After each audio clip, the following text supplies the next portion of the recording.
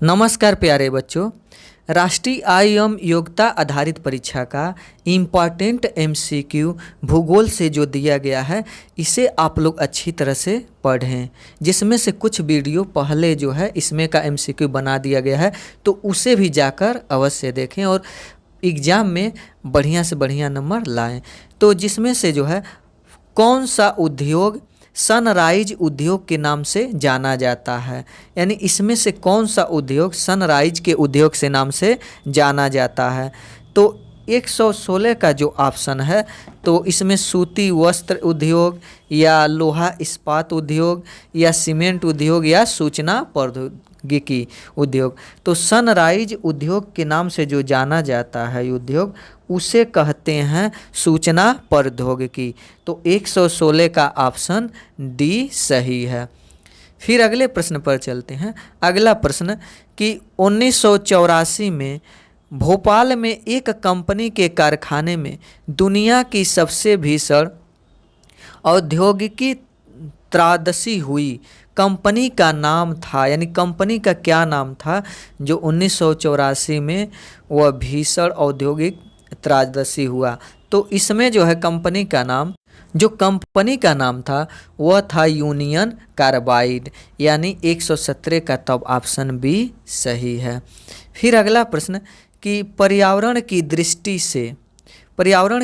से कौन सी कृषि सर्वाधिक नुकसानदायक है। तो इसमें 118 का ऑप्शन ए, यानी कर्तन और दहन कृषि। अगला प्रश्न निम्नलिखित में से कौन बायोडीजल पौधा है। तो 119 का जो ऑप्शन है वह है बी, यानी जैट्रोपा या जतन जोत भी कहा जाता है।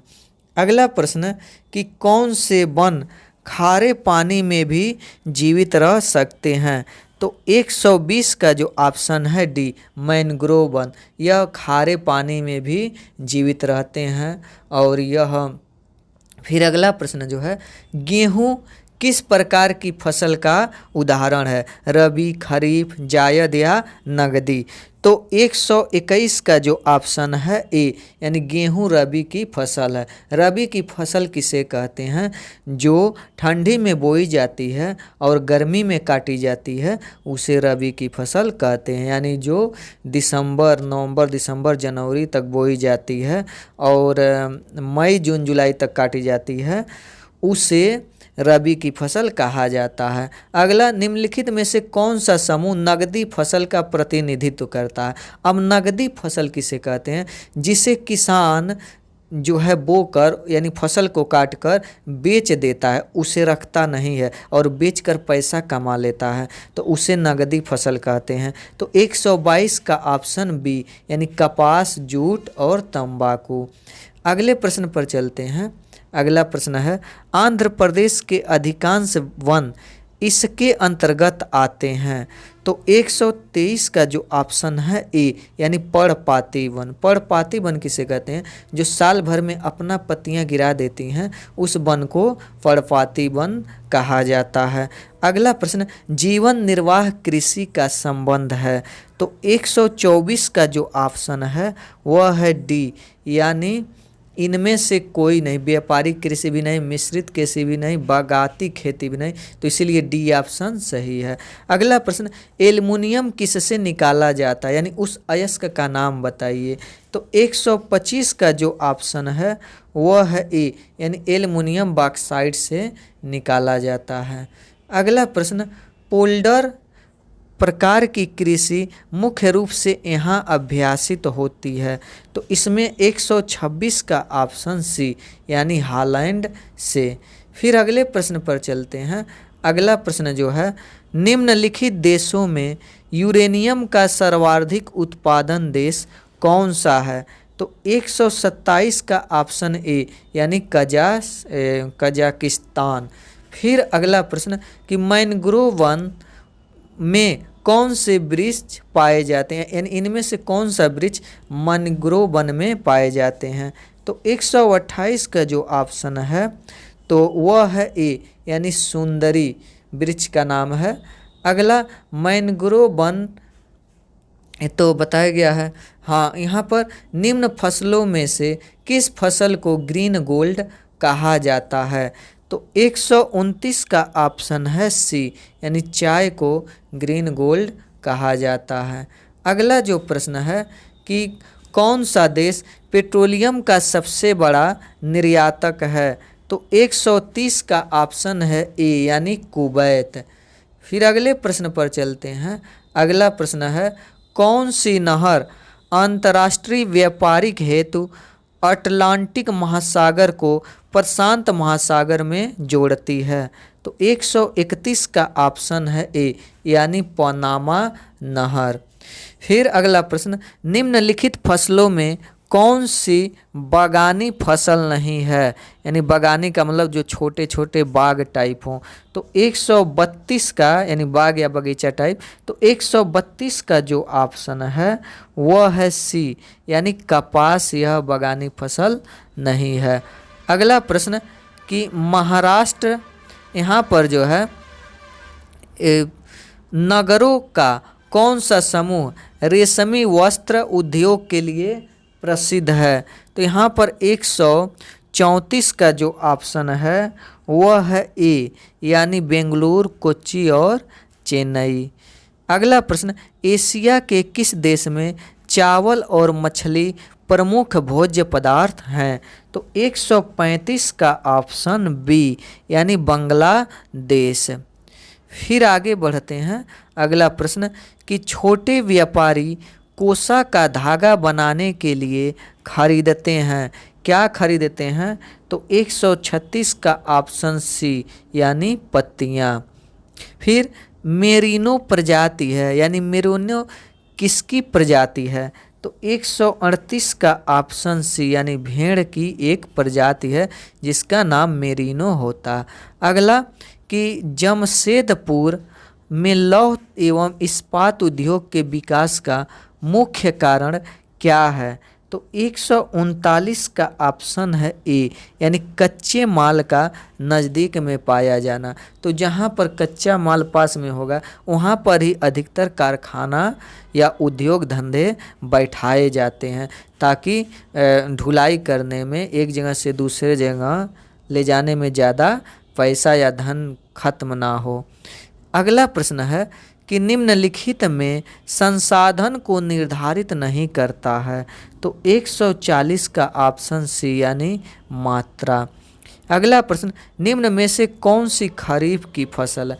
खरीफ की फसल यानी जो गर्मी में बोई जाती है और ठंडी में काटी जाती है। तो 141 का ऑप्शन ए, यानी चावल। चावल जो है वो जून जुलाई में, जो धान है जून जुलाई में बोई जाती है यानी गर्मी में, और दिसंबर जनवरी में काटी जाती है यानी ठंडी में। फिर अगला प्रश्न कि डंडा रेख से किस तथ्य को दिखाया जा सकता है? तो इसमें 142 का ऑप्शन ए, यानी किसी फसल का कई वर्षों का अलग अलग उत्पादन आंकड़ा। फिर आगे प्रश्न है कि शुष्क प्रदेशों में पवन की गति को रोकने के लिए वृक्ष कतारों में लगाए जाते हैं ताकि वृक्ष आवरण को बचाया जा सके। वृक्षों की इन कतारों को कहा जाता है, यानी क्या कहा जाता है? तो 143 का ऑप्शन है वह है डी, यानी रक्षक मेखला। फिर आगे जो है अगला प्रश्न, वह भूमि जिस पर फलदार वृक्ष उगाए जाते हैं कहलाती है? तो 144 का ऑप्शन है डी, यानी उद्यान भूमि। फिर जो है अगले प्रश्न पर चलते हैं। अगला प्रश्न निम्नलिखित में से धात्विक खनिज है। धात्विक खनिज का मतलब जिससे धातुएं निकाली जाती हैं, जिस खनिज से। तो 148 का इसमें ऑप्शन है वह है बी, यानी तांबा अयस्क। अगला कि दक्षिण एशिया के किस देश में सर्वाधिक जनसंख्या घनत्व प्रति वर्ग किलोमीटर पाया जाता है? तो 149 का ऑप्शन सी, यानी बांग्लादेश।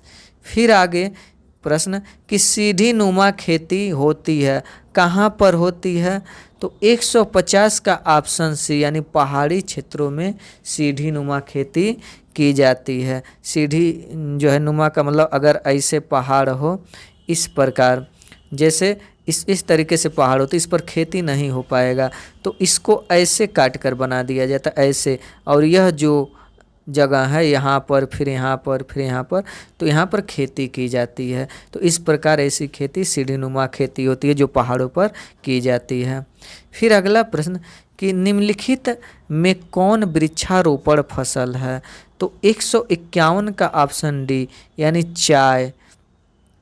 अगला, एशिया का कौन देश समुद्री मछली पकड़ने के लिए प्रसिद्ध रहा है?